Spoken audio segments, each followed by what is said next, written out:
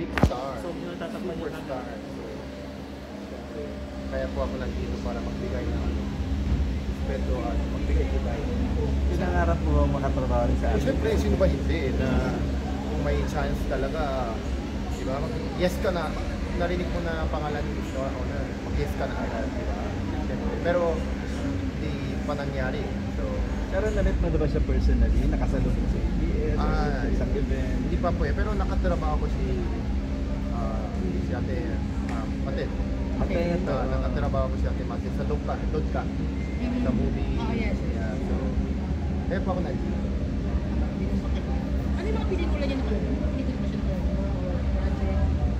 Siyempre, hindi pa. Pero, siyempre, nakapanood ko sa video.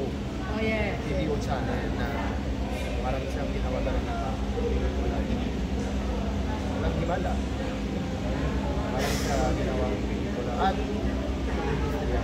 kaya po ako nandito para Bigay galang. Yes, kung galang talaga. Bigay ng Okay. Dahil kaibigan mo naman din si Matet, di ba? yeah, super na.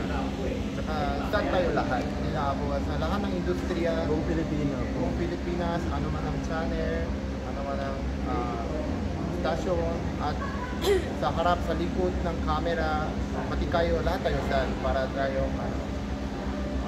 nawala ng big star, superstar. Kaya papasok po ako magbigay mag-pray ako at sama kayo. Salamat, Ryan. Sa ate ho.